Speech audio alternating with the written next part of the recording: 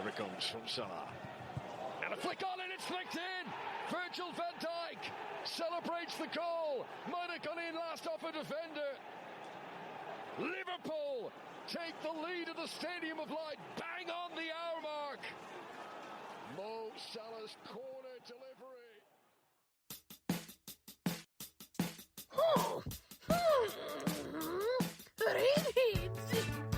Redheads.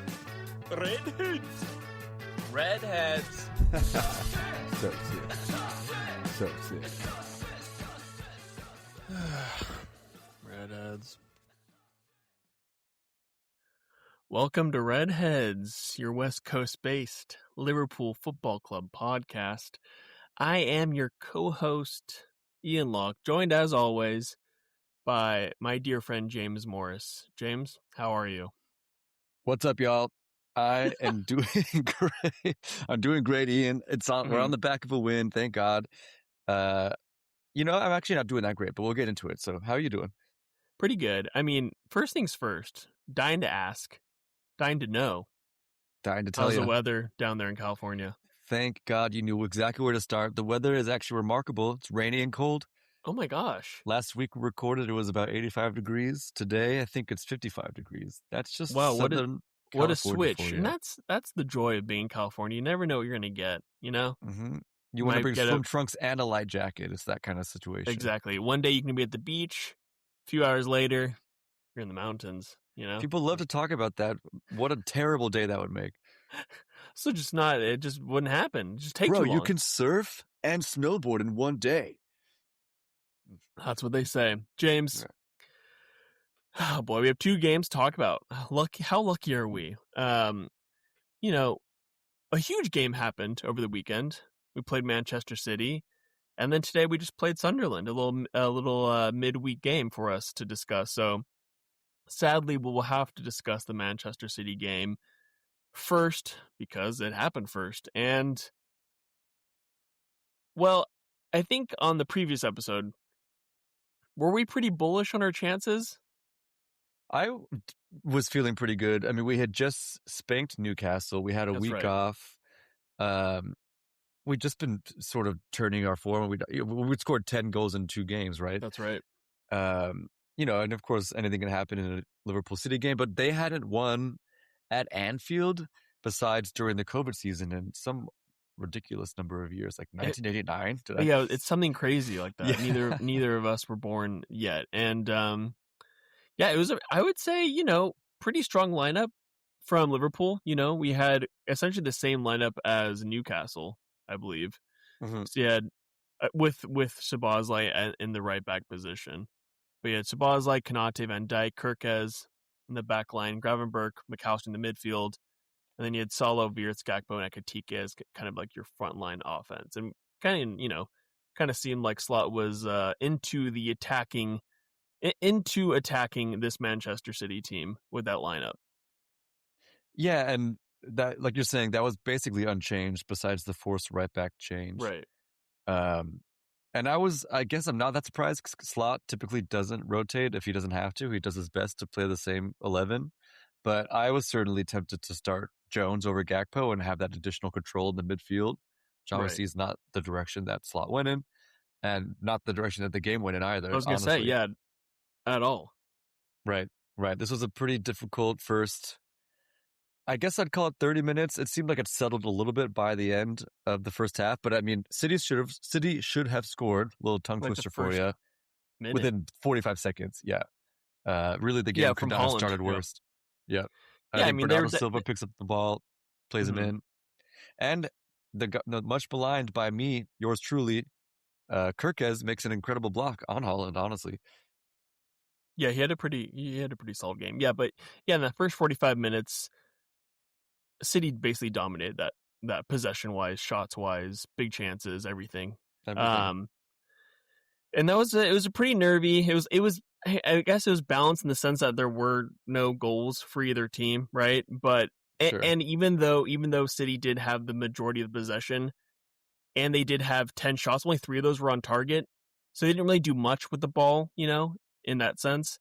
But it was just kind of a bummer because it did seem that like instead of with that attacking lineup that we just stated, instead of taking the game to City, we really kind of were on the back foot for that first 45. And that was not really great viewing, especially being at Anfield too. That City are going to have the ball.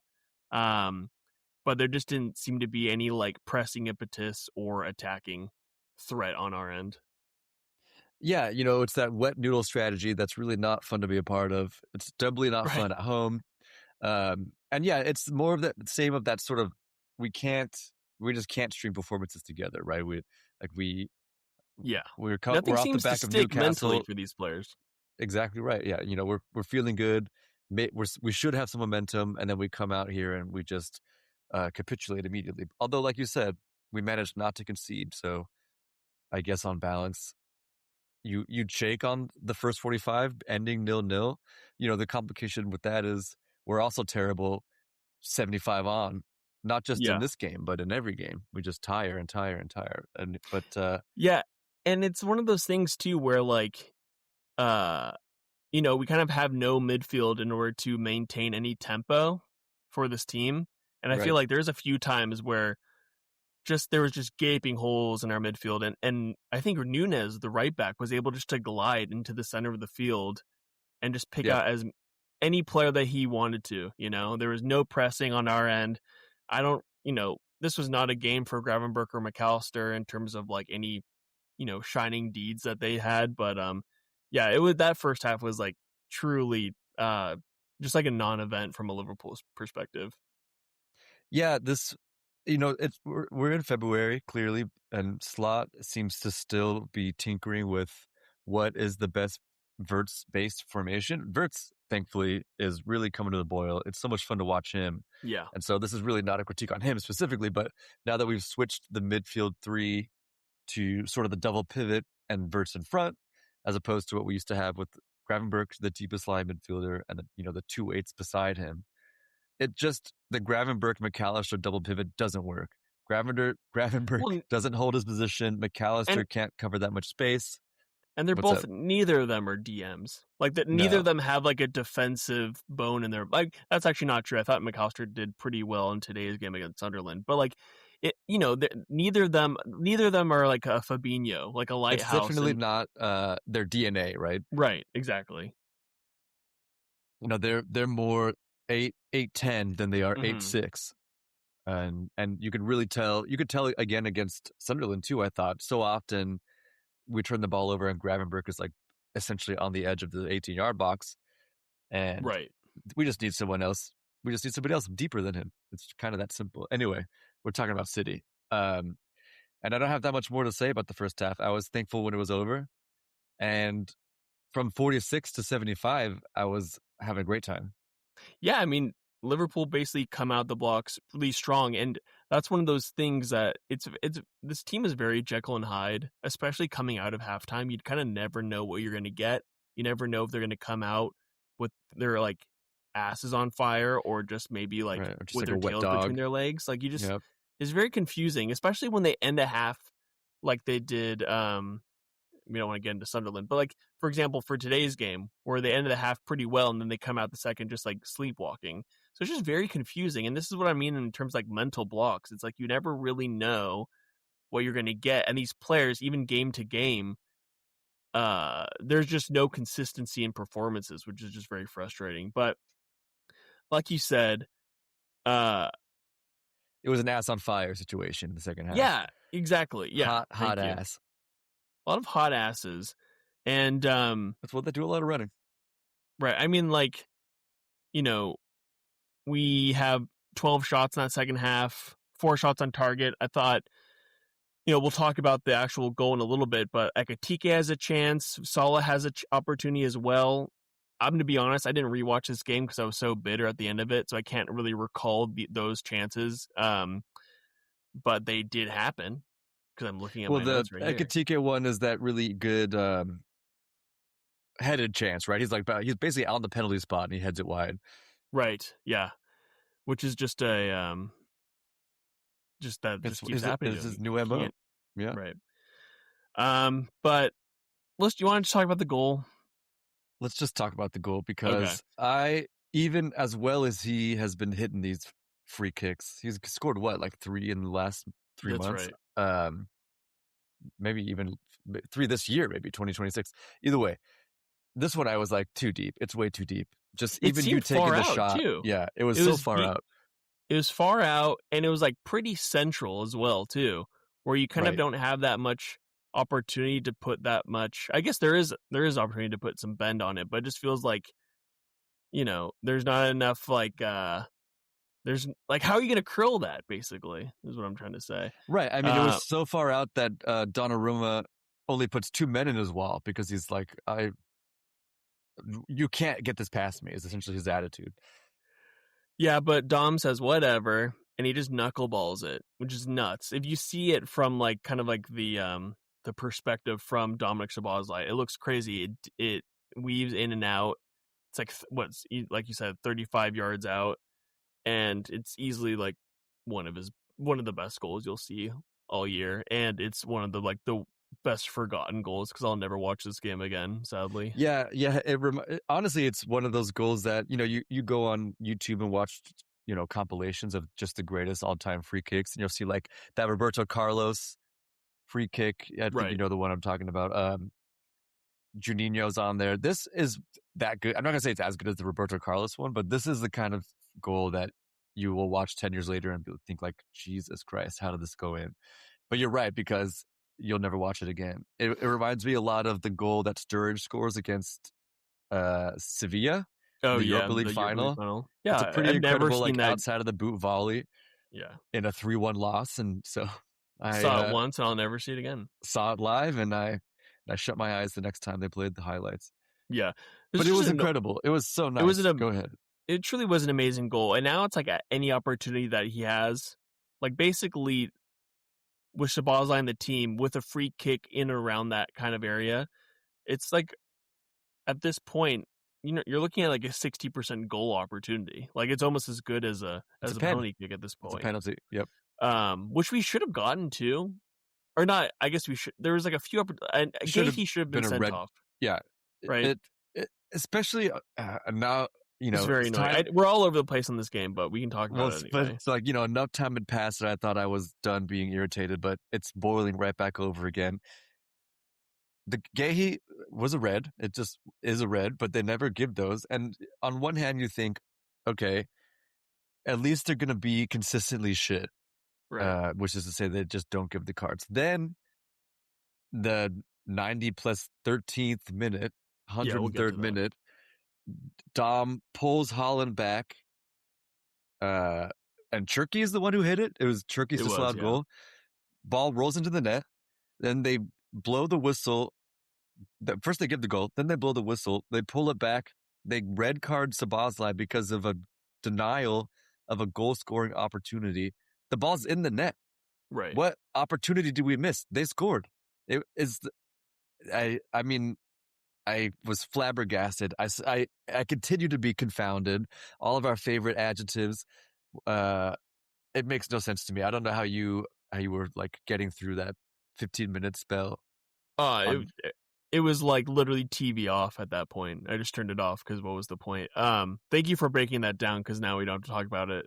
But like, yeah, it was incredibly frustrating, and it's just like the ineptitude of these referees too this season. And I know that's like an ongoing conversation every single year that the refs suck, but the weather's bad. They kind of seem to like outdo themselves year on year, where you're just like these decisions don't make sense, and the correlation between decisions on the field in one game just don't match up. And it's just very not a straight line. Like for example, for that Gehi, what should have been a red, Saul is clear on goal. He has an opportunity. It's a shooting opportunity. And the reason they don't, so basically Gehi pulls him back, Salah, and their reasoning for not giving a red card is because I guess Diaz could have come over to basically Gehi wasn't the last line of defense because Diaz could have made a run over, which is like that's just not the case because Salah still would have had a shot on goal. Anyway. Yeah, he wasn't there. Diaz wasn't there. So like that kind of stuff is just very frustrating. But so that happens before the free kick. We then get the free kick. We score the free kick. Amazing decision. It was awesome. It was also very funny because that moment, I think that was like the 69th minute. And then Salah took that free kick on the edge of that box, and it was like one of the worst free kicks you've ever seen. It's just completely ballooned over. Salah scoring that I'm just free like kick. I'm fine with him never, taking those ever. Oh, He doesn't need to. absolutely. I was just going to say the fact that he scores that free kick, is it Karabakh that he scores against? I think so. It's the worst thing that could have happened to us. Yeah, because now he's got like a reasonable stake. Because I love him. He's one of the greatest, if not the greatest Premier League Liverpool players. He's terrible at free kicks. He's one of the worst I've ever watched. Besides that Karabakh one, which was like in recent memory, literally in the last 2 games, couldn't tell you the last time he scored a free kick. Couldn't tell you the last time it was on target when he takes a free kick. Right. They're awful. Point. It's the stratosphere when he shoots. It's anyway, let's not get caught up in that. Let's get caught up in losing this game. Before that, before the Szoboszlai goal in the 74th minute, like you said, there was like intent on trying to score, right? Like we were trying to win the game up until that point. We score the goal, and then we do this crazy thing, which we have been doing for a lot of the season, is kind of just like retreating and kind of like going into our shell. And it's immediately too. It's the 74th minute. Like that's like, this is not the 90th minute. You still have 20 plus minutes to play. And these are games that now are no longer 90 minutes. They're 90 plus. Like this game ended in like the 13th minute of stoppage time, right? Yeah. So you have so much game to play. And we retreat, we give City the ball. And when you give City the ball, you just give them ample opportunity to pummel your goal, or just like cut you with 1,000 passes, which they're so very good at. And their team is all attacking. Like every player that they have that is good in this team right now is an attacking forward. So they have all this ammunition in order to score a goal. And they do. Literally 10 minutes later, the flukiest goal, James. I know, it's such a pain in the ass that this happened. Goal. And I hate him so much, James. I hate Bernardo Silva. And Silver, because they he's get number 2. Cross in the box. Erling Haaland, who hasn't done anything, wins a header. Well, flicks it on.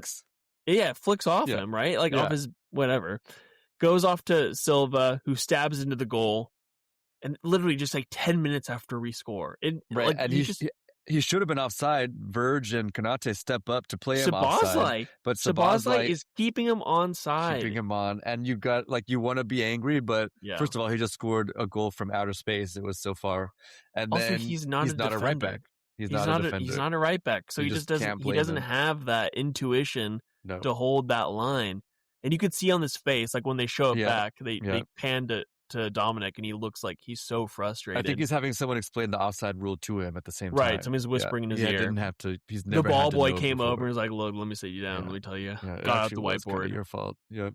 And that was just extremely frustrating. But also, again, letting City into the game at that point was just like so dumb.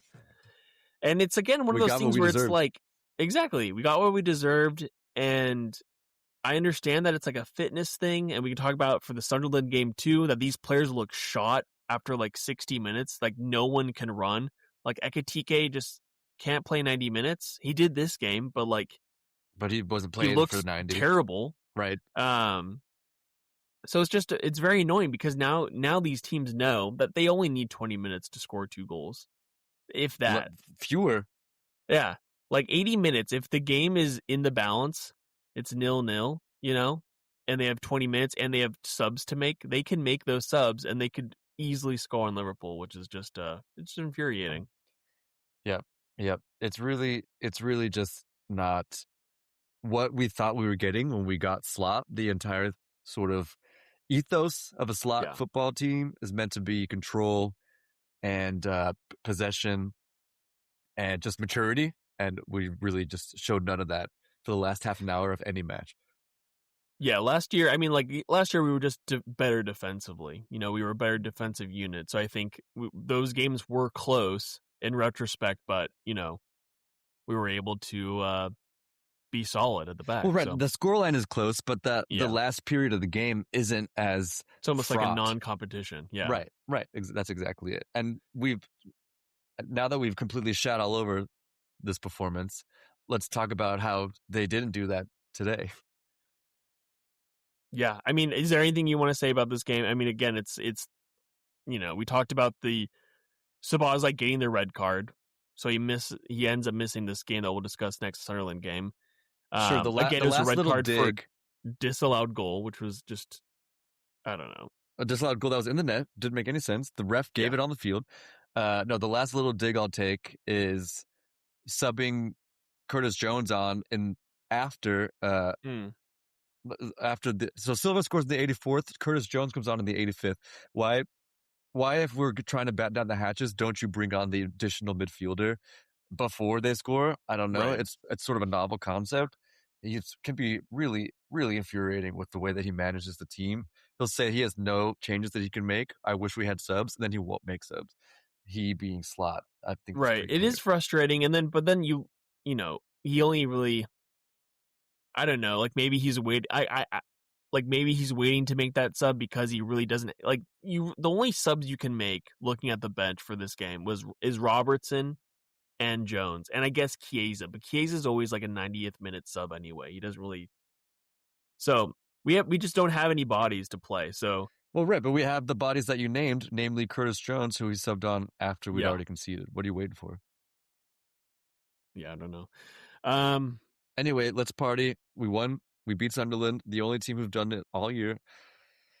And this game also, one last thing, was so frustrating because I actually can't let go. Hold on. I'm trying to let go. My hands are wide I open. can't let you it's because United beat Tottenham, Chelsea beat Wolves, and we lose to City. That was the most frustrating part too. We were in a winning position. We were closing the gap on 4th and 5th. And then we just completely capitulated. Anyway, that's it. Well, so Slot said in his interview, he put it really poetically in sort of like a tragic, sort of almost Shakespearean sense. Wow. You saw Hamnet. In the 83rd minute, we were 5 points behind City. Yeah. And at the end of the game, we were 11 points behind City.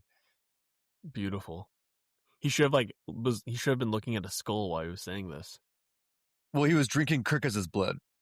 Oh, yes. No. Kirkes is like a vampire name. Milos. Yeah. Anyway. Moving on. Well, James, let's get into it. Let's get into it. It's a little bit more pleasant to talk about wins. I haven't done it that much this year. I mean, yeah, it was, it's nice winning in this kit too, in this seafoam green kit. I love this kit. Yeah. Love it. Folks, we played Sunderland away, Stadium of Light, tonight on Wednesday. Name. I love the Stadium of Light, and Stadium it's under the lights. They also refer to it colloquially as the Cathedral. I like that. I feel like a lot of people do that though. Well, right, but I mean, because specifically the Stadium of Light kind of fits. But right, you're right. You're saying like it's a temple to football, right? What about like a monastery? Too ascetic. Too what? Is it ascetic or doesn't matter. It's too monkish. Too monkish. Okay. Yeah. Sunderland, James. This is a team that have been very good at home. They haven't lost. This is their first loss at home. It's their first loss at home. It's the longest any promoted side in the Premier League era has gone unbeaten. Yeah, I mean, Arsenal drew here, City drew here, and this was like a pretty. I would be honest. I thought we would just lose this game. I didn't really think, especially after the City performance. I thought we would draw. I hope, to be honest. Okay, good for you. Good for you. You're a braver man than me, but I mean, that's noted. In terms of changes, you have Robertson playing in for Gakpo or in for Kirkes, and then Endo playing in the right back spot for the suspended Szoboszlai. But again, same formation for the most part, 4-2-3-1. Everyone else stays in place. Okay, so I don't know about you, James, but you and I are both working men. We both work. Yeah. And this is a game on a Wednesday, a work week. And I was listening to the commentary, and let me tell you something. Listening to the commentary is very stressful when you're not watching the game. Like, you feel like any opportunity that the people are saying that when Sunderland have the ball in our box, you're like, it's a goal. Especially when they have these long throw-ins. They take forever for these long throw-ins, James. They take like 30 seconds to throw a goddamn ball. It's time to change the rules. It's It ridiculous. pisses me off. I hate it so much. It's one of the worst. Just put a timer, put a shot clock on those throw-ins. But yeah, so I wasn't really watching the game that intently. But we had a lot of possession in the first. I was actually surprised in terms of like, kind of how much we were going for it in that first half. Yeah, the first half performance of this game is the performance we've been waiting for all season. Honestly, it's how the better team should be playing. I mean, put it Right. that simply. We were on the front foot. We had almost 70% possession. We had several really good chances. I think the Verts hits the post. That's the first half, right? I think both chances were in the first half, were they not? There you go. Maybe. Either But way, go ahead. Yeah, I was gonna say Verts had a great game. I thought he was fantastic. Verts had a great game. He's so much fun to watch. It's the only reason why this season is tolerable at all is to watch Florian Verts play football. He's the best. But no, this first half performance was great. In all respects except for the one that matters, which is scoring. We couldn't get the ball over the line. Right, and I mean, like, we had 14 shots, like you said. Sunderland were like pretty solid defensively. They have that huge ass guy, Daniel Ballard, who's Dan Ballard. 6'11". He's just like this giant of a man. Really feels like he'd be from Iowa. He happens to be European. Daniel Ballard. He's got a Midwestern. Yeah, he does. I'm looking at him right now. Yeah, little Cornhusker, big Cornhusker. He's from Wisconsin without a doubt. Absolutely. But yeah, I mean, like, dude, these are the games that like you want to see Wirtz shine in, because like you're playing a kind of a low block team, someone who's going to be like pretty set up defensively. Yep. And the ball just sticks to his feet, man. It's incredible. The amount of times he was able to wriggle in and out of players was incredible. And he does have that chance that hits the woodwork. That was a beautiful touch too. The way that he set himself up there was just the way he strikes the ball. It's just incredible. I love watching him play. And again, worm burner and heat seeker when he hits that ball. That's right. Piss missile, of course. Yeah, so the first half was really a lot of fun to watch finally. And it came as a bit of a surprise given that we just, had just another demoralizing loss on Sunday. Yeah. But like, refreshing. even in terms of our defense, I thought Konate and Van Dijk had a great game. Like they both were like pretty locked in. Maybe Konate's best game this season, to be totally honest. He looked fantastic. He's one been of his blocks impressing was me. Really, really remarkable. The Right. way he just, I mean, look, you got to watch it. If you haven't watched it, you got to watch it. Yeah, we didn't talk about in the last for the Manchester. We didn't talk about the penalty that they got. Who cares? Well, I guess you're right. We didn't talk about it. I was just I completely blanked. We brushed past it. But because I was gonna say, Allison had a pretty great game. He made a few good saves. He didn't have that. He wasn't involved that much, especially in that first half, because they only had that one shot. But like Sunderland had Brian Brobby, who's like a pretty big dude. He's a pretty intense figure. Could cause problems. But I think Van Dijk and Konate dealt with him fabulously. I thought they were great. I thought so too. And yeah, this is the sort of striker that has sort of classically given Konate issues, like Beto at Everton, players that really shouldn't be as much of an issue as they are, but they are, and they weren't today, or he wasn't today. Konate really seems to have turned a corner, knock on wood, and long may it continue. Keep turning. Well, or I guess at this point, continue straight. He's fighting for that contract. Maybe. Who knows? He's fighting for the contract from someone. That's true. Yeah, exactly. Yeah. So many takers. But yeah, like, so we end the half 0-0 on top. But again, James, we come out and we're just like limp dick. It's insane. It's like truly like I would love to know what the conversation is at halftime, because it totally could be instructions from the management team, from the coaching team, like, or it could just be like, everybody relax, all right? Yeah. Take your foot off the pedal a little bit.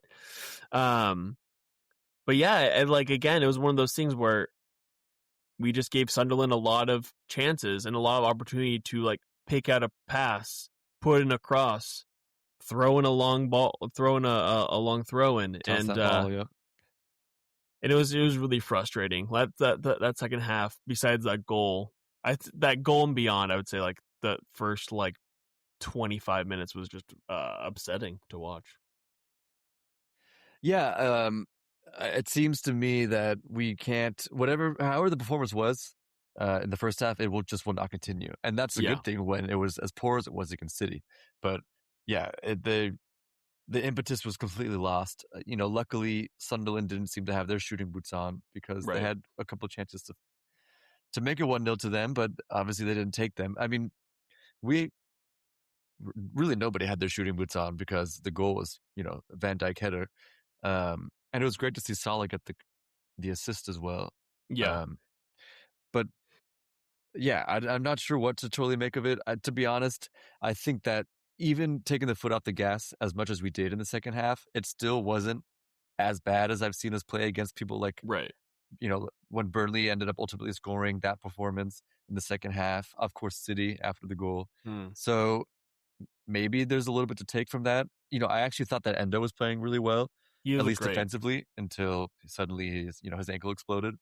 And maybe we'll talk about that too. But yeah, go ahead. No, let's talk about that goal first, because it was like you said, incredible. A lot of in-swingers from this team right now. We have everyone basically, and there's no out-swingers, in-swingers to cause chaos in the box. And there's a few chances that I think there's a few corners in the first half that they were put in good position to score, but they just didn't make any contact. Well, one of them, Van Dijk, wins the header from like a yard and a half out. He just heads it basically straight up. But Van Dijk won his header. Deflected off him, or not deflected off him, but deflected off a Sunderland player. It was essentially going in anyway. Yeah, but it really was one of those things where it kind of shook the I forgot who the player was. It was Diarra, I think. Diarra was just on the line, just ready to make a clearance. Instead, it goes off his forehead into the goal. It was standing at silly. The post. Yeah. His only job is for the ball to be headed at him and for him to be in the way, and he ducks, and it hits off of his head into the goal. I mean, it's honestly pretty lucky that he didn't stop that. But I wonder. It's like a Looney Tunes skit. It was ridiculous. Yeah, I wouldn't be surprised though, just given our luck too. If he wasn't there, then that ball probably would have just went off the post, hit the post, went straight back across the line, and then into the keeper's arms. Very FIFA. Because I didn't even notice it was a goal because they didn't celebrate immediately. It was kind of a little bit of a confusion back there, and they turned around, saw the goal in the back, and they're like, "Hey!" I think they were confused, based on Diarra's reaction. Yeah, he looked starstruck. Yeah, he was just blown away. Maybe he got a mild concussion. I don't maybe. That on him, I mean, those balls are heavy, Hey, especially rocketing off somebody's forehead, Right. So that was great, and then we hold on for dear life. But after that is then the injury. And I now think that the right back position might just be cursed. Truly cursed. That section of the pitch might be above an Indian burial ground. So whoever plays in the right back is just doomed to fail or get hurt or get suspended. But we said, let's walk through it real quick, right? So yeah, go ahead. Connor Bradley, he did his ACL after already injured. He got 2 injuries, one his ACL. Frimpong. He also didn't he get injured in the first game of the season too? Bradley and Frimpong both got hurt in the first game of the season. Frimpong's been out 3 times. He's on a short injury right now. It's already been 2 weeks. He's also coming off a season where he played he was never injured, essentially. Never injured. And now he has 3 injuries this year. Right. Then Szoboszlai comes in. Yeah. He gets the most mind-melting, infuriating red card against City. Right. Denial of a goal-scoring opportunity when the ball's in the net, blah, blah, blah. And now Endo comes in. And this one was tough to watch. I mean, the replay was gnarly. Did you see how much his ankle bent? He his boot gets caught in the grass. Right. And he's doing a leaping kick. Yeah. It's a good clearance too. And he had a great game, like you said. He played valiantly, and he just awkward lands.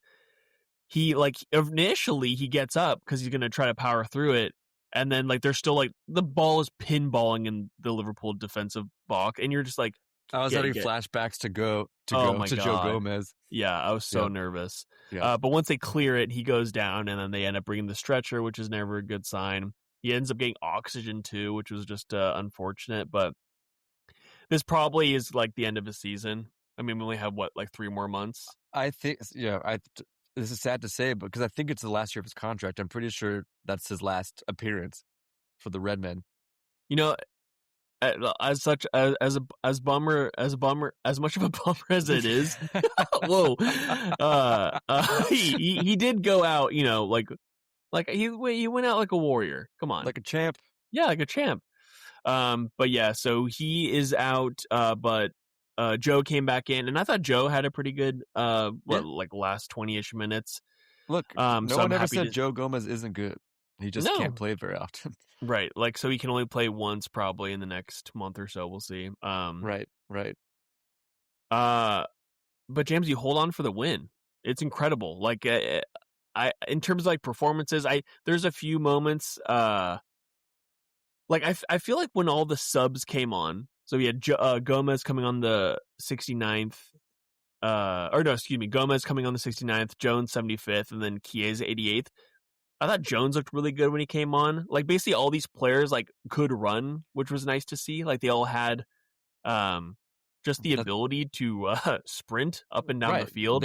They had it run for an hour. I mean, that's basically exactly why I was so angry 10 minutes ago talking about the City game. Right. Curtis Jones comes on. He's a good player. He keeps possession well. He's good when you're under the cosh, and most importantly, he has fresh legs. What are you waiting for? And he didn't wait this time. Yeah, and he looked good too. Like Jones had like a few good moments couple of real in this sexy game. Flicks. Yeah, exactly. Yeah, it was great. And then I thought McAllister too, just in terms of like a defensive performance. I thought he was really good. He made some pretty crucial tackles, especially around like the Liverpool's box, which I thought it was fantastic. And that's kind of like the old Alexis McAllister performances that we haven't really seen much this year. No, yeah, we haven't seen him, grafting. I mean, I don't think I would ever fault his work rate. It doesn't seem like he's not, putting his shift in or doesn't have his heart in it, for lack of a better phrase, but it's just working as hard as you can. It's sort of like, well, it's just not working. I don't know. I was going to come up with an analogy of like a duck swimming for some reason. I'm just going to leave that. Duck out of water. Yeah, a duck out of fish. Either way, it was nice to see him play well today. Long may that continue as well. We play Brighton this weekend. He probably won't play that game, but for the FA Cup, that'll be an interesting. That'll be an interesting game. Lineup, but hold on. Let's not preview that too quick here. But this was what I wanted to say about the end of this game. You're right about Chiesa coming on, and he ran around a bit. Slot's just never going to play Chiesa, and that's I'm okay with that at this point. Yeah. But my biggest takeaway is that after that pinball around the box and then Endo comes off, I just wasn't that nervous. Which is to say, like, it wasn't. We weren't just like making last-ditch tackle after last-ditch tackle. It's not like Sunderland had a really prolonged spell of really dangerous pressure. I think that we just did pretty well. I mean, it's because it's one of those things too, where it's like we shoot ourselves in the foot. So it's usually a defensive error on our end that like causes the opposition to get a goal. Yeah. And I feel like like I said, like defensively we were solid throughout the whole game. So there's a few moments where we just like we're not clearing the ball out, like we weren't booting it out, and that was just like in my head, I'm like, this is a recipe for disaster. They're going to score off this. Yeah. And I don't know if you noticed, but at the beginning of the game, there was a beach ball on the pitch, which was very annoying to see. I hated that. Darren Bent, you fool. It's for those who don't know, audience. 2009 was it 2008? Was that 9-10? Maybe it was 08 or 09. 9-10. It's between 2008 and 2010. I think it was I think it might have been 08-09 because it was like, was it the black kits with the little gold piping on it? I don't know. Who cares? Oh, were we in the black kits? Yeah, I think you're right. Yeah. That would be 08 or 09. You're right. Either way, at the Stadium of Light, so long ago, almost 5 years ago, if memory serves, the Sunderland crowd throws a red beach ball onto the field. Darren Bent takes a just shit shot, wasn't going anywhere, hits the beach ball, and Awful. deflects past the keeper. Pepe Sunderland Reina. wins 1-0. Liverpool lose the title by 3 points. It was So annoying. so annoying. Yeah. That's I can't get frustrated about that. I think that I was We 4 were years old when it babies. happened. Yeah. Yeah. But again, overall, again, it's hard to take anything away from these games too at this point because we're so inconsistent. Yeah. So That's it's like exactly right. this was a great performance. Will they build on this? Who knows? Because we've been saying this all season when we have a spell of like 2 games where we're like, hey, that was pretty good. The next game usually turns out to not be that great. Right. The next game is City. Yeah. Right. So, but this was a huge victory, James, because in terms of the table, Talk to me.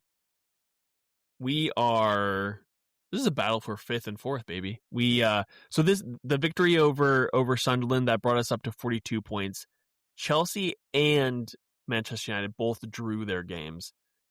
United, sadly, with a last-minute equalizer against West Ham, which was just so devastating. But 2 very winnable games. Exactly, yeah. So Chelsea on 44, United on 45. Aston Villa won their game against Brighton, sadly, so they're on 50 points. But yeah, I mean, like, look, we had to win. I think if we lost this game, anything but a victory at this point, and we are looking down This the was barrel a of must-win. Absolutely. we're looking down the barrel of a Europa League gun. And our next few fixtures, I mean, James, this is the run that we have. So we have Brighton FA Cup. We'll disregard that for now. Yep. But then we have Nottingham Forest away. Away. West Ham at home, Wolves away. Sadly, we'll be playing Tottenham, who have just sacked Thomas Frank. Of course. It seems like that's always always the case. But they'll be about 5 games deep at this point with the new manager. So we'll see how that bounce is gone. Bounce is faded. Yeah. And then Brighton after that. So like these are and Fulham. Like basically, oh my god, this is the end of the season, James. It's the run-in. Here we are. We are in the run-in. We have 6 games to save the season, and I'm very nervous. I'm nervous too. And look, you read those fixtures off, and my reaction, or at least I want to think, right. Look, great run of fixtures. That's exactly what you want when you need. Like that, you listed off 6 games. You need 15 points. You kind of couldn't set out a list of fixtures better than that. Right. But that's just not how it's been working. No. We're Robin Hood at this point. We give the our points to the poor. Yep. In terms of, I want to look at the other teams. So like, let's look at United's last few fixtures. Well, before you do that, please, our last, I believe, 4 fixtures of the season. So after the ones that you just read, United, Villa, Chelsea, and a 4th team that I don't know. But we play Villa, Chelsea, and United in 3 of our last 4 games. I think that's right. Wait, we do? Yeah. I didn't see that come up. Well, you got to keep scrolling, dude. Give me a second. No, we don't. Yeah. When do we play United? They beat us home and away, James. Is that right? Yes. What's our last 4 games? Our last 4 games, starting from the last game of the season? Yeah, I guess. Okay, so in reverse. In reverse order. Okay, no, we'll do it. Okay. Okay, we play Wolves away, Spurs at home, Brighton away, Fulham at home. Those are our last 4 fixtures? Yes. Well, what did I look at? I don't know. I didn't get a single one right. Yeah, this is interesting.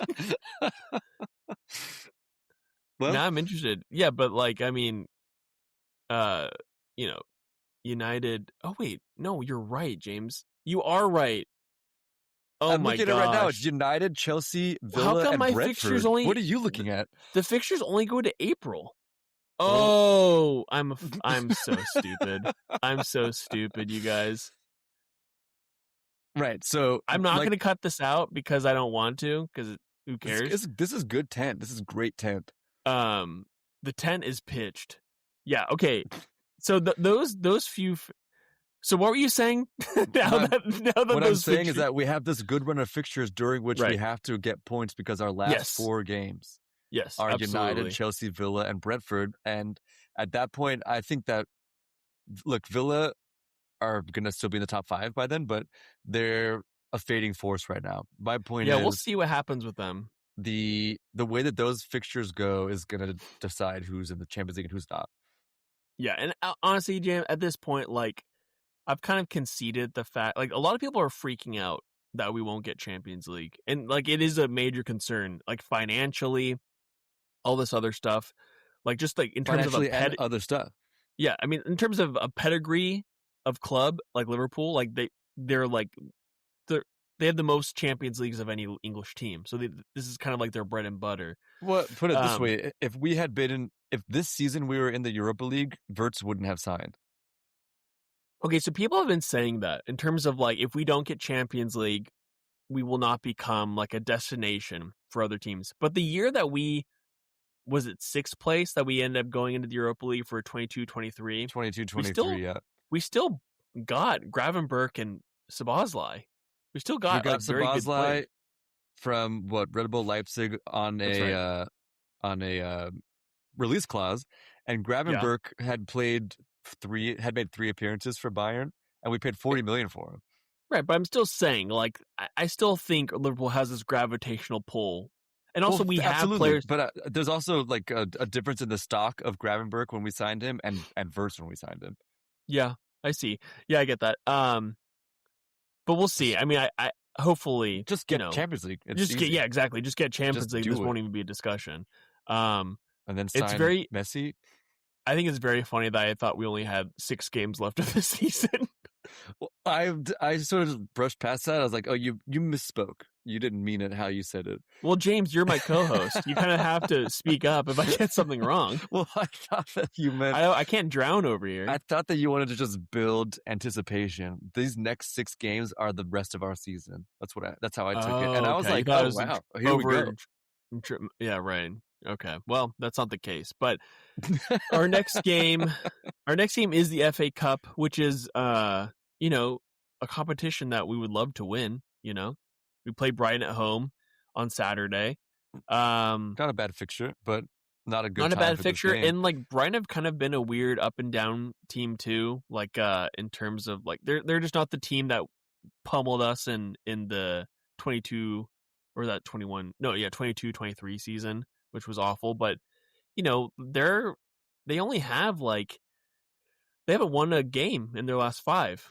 So they're not doing that hot. So hopefully this is a competition we can just. I would like to win. I would like to. I would like to see Virgil win a trophy, lift a trophy. Come on, let's see. Wirtz win a trophy. I would love to see that. Just show the people that they made the right choice. Look, the season hasn't gone quite as we wanted it to. No. But when you're kissing that trophy, everything feels pretty good. Oh, I love to kissing that pot. Little pot kiss. Right. Nothing beats that. James, is there anything from these 2 games that caught your eye, caught your fancy? Anything you want to discuss before we head out? Anything from these 2 games besides the hour of discussion? Everything that we just talked about, yeah. I mean, like I said, we didn't talk about the penalty, which was very annoying. Allison, what are you doing, bud? Allison, why'd you do that? You got a lot of credit in the bank. You just lost a little. I just took a deposit out. Look, it was an interest payment to me from how uninterested I am in seeing you do that again. Right. But no, I mean, other than that, I guess, like I mentioned, I'm happy that Salah got the assist. It's interesting. I think that he's playing better now than he was playing before AFCON. He's getting in good positions, and I think he's actually doing better, like getting in behind. He's making good runs. He just can't beat the man. But then he can't beat the man, and he also can't find the pass. Can't find the pass. He can't shoot with his right foot. It's like all these things that are like, usually you like, okay, he'll give him another chance and he'll score. Give him 10 chances, he's not going to score this season, which is just kind of, it's a bummer to see. It's a waning of powers. Yeah, it's on the wane. It's almost a new moon for the Lunar New Year. And basically we've played this season. You and I spoke about this off pod. We actually do speak off pod now and then. We are friends, yeah. With Gakpo and Salah, the way that they've been playing this season, we've essentially been playing with 0 wingers, which is honestly insane given where we came from last year, where Mo on the right wing, of course, was the best player, like could have won the Ballon d'Or, and he wasn't in the Yeah. conversation because we didn't win the Champions League. And Gakpo and Diaz combined for 35 goals. And there was just a natural competition on the left-hand side too with those two players. Right. Where And you're now like, we've got yeah, Gakpo has 4, maybe 5 league goals. Mo from open play has 1, maybe 2. yeah, not good. Yeah, it just hasn't. I mean, part of that is maybe the system, but also part of that is like how much of that could Slot really impact? And Right. I don't know exactly, but then it's one of those things where, like in that game against Sunderland, the amount of times, like I feel like we used to see Gakpo cut in and shoot. He's no longer doing that. He just keeps cutting in and cutting in, and then tries to find a pass or just like blasting the ball into the defender that's 1 yard in front of him. It's exactly. infuriating. It's real. Yeah. I'm getting to wit's end. I'm getting too with old for Gakpo. this. But yeah, Gakpo I think has 5 goals, 3 assists in the Premier League. Salah has 6 assists, 4 goals. So like not Right, but 2 of those are pens, I think. You could be right, yeah. But yeah, exactly. But these are not the eye-watering stats of last year. So No. So anyway. that's not exactly where I wanted to sign off. I'll sign off on. Yeah, give me Damn, something it's better. fun to watch Verts. I'll watch Yeah, him. he's amazing. I love him in that shirt. I love him in a long sleeve Liverpool kit. It's amazing. No more of that little base layer nonsense. Yeah, long sleeves is the way to go. Thank God Adidas is back. The shirts look great. They should look great in red. They look great in cream. They look great in sugar teal, like I was saying earlier. Right. Just win a trophy in this season, so like these kits can mean something. So when I buy it when they're on sale, I won't feel like, why'd I buy this a wanker, like a wanker. Oh, exactly. I With don't a want to feel hard like a wanker. Yeah. Wanker on the back. Well, you can't wanker on the back. Yeah, get wanker like a little decal on the back. That's just not my back. Put it that way. Right. Anyway, James, Brighton on Sunday. I really have no idea what this lineup's going to look like. I'm going to be honest, because it is the FA Cup, but we just don't have that many rotation options to make. What do you think? I mean, I would not be surprised if Chiesa gets a start. I don't know about the midfield. Maybe Trey Nioni gets a start. Chiesa, Nioni, Jones for sure. Sadly, Endo will not be available. This would have been a game with him written all over it. Georgie gets a start. Definitely Georgie will get a start. Will we see Calvin Ramsey? No, we will not. That was the other thing. We're talking about the cursed right backs. It's the only right back who hasn't gotten injured this year just sits smiling on the bench, and Slot's like, I fucking hate this guy. Yeah. He's like, I have to ask about Calvin Ramsey, and I'll tell you just how much I'm not picking him this weekend. He's just like the Mad Men meme where he's just like, I never think of you. Just like, that's right. Well, it's if anything, he's thinking about him a lot. It's just like, that's true. He's got a voodoo doll of Calvin under his bed. But just sitting on a bench. He's not injuring him. Yeah. That's right. But then, I mean, like, what other option do we have? I guess Rio and Gamoa could start. I mean, like, because it depends on what Brighton does. If Brighton goes all out, again, they haven't won in their last 5. They might be itching for a victory. So and they Brighton might go is strong. Not getting relegated, so I think that they're probably going to put a lot of chips in their FA Cup Why basket. wouldn't you? Yeah, why wouldn't you? Yeah, exactly. I mean, are they not getting relegated? They're on 31 points. West Ham has 24. Dude, Tottenham has 29 points. They're 5 points away from a relegation spot. Yeah, they're a relegation amazing. candidate. That's why Thomas is looking for work. Hit the can, as it were. Amazing. Sack. That's right. Oh my gosh, and they played Arsenal next. Well, in the NAD? They're gonna beat them. NLD? In the NLD. I love the NLD. My favorite fixture. It's if Arsenal's playing this season, it's not that much fun. Yeah, but Spurs are a little chaotic. We'll see what happens. James, I don't think we need to discuss anything else because I thought we did a stand-up job today. But I think that I would give our performance goal out of goal. Well, now that I said that, it's sort of a goal minus. That was 2 goals. Was not great. Yep. But if someone wanted to also maybe leave a little comment, a little rate and review about how well we did today, where would you direct them? Yeah, the first place is Ian's phone number, 914-293-7745. I'm up all night, folks. Second place that I would check is Instagram. Look, we're on the gram. We're posting memes. Well, I don't know if we're posting memes, but we're posting reactions to Posting goals, sometimes. Yeah. posting sometimes, and we're actually very active on YouTube. The shorts are Yes. great. The shorts are not that long. The episodes are posted there. Give us a comment. Give us a like on YouTube. Check us out on Apple Podcasts. Check us out on Spotify Podcasts. Check us out on Overcast Podcasts. I can't name a fourth place where you can watch podcasts. Patreon, we're not on there, but No. let us know if you think we should get on Patreon. Send us money, of course. Send us money, send us love, send us hate.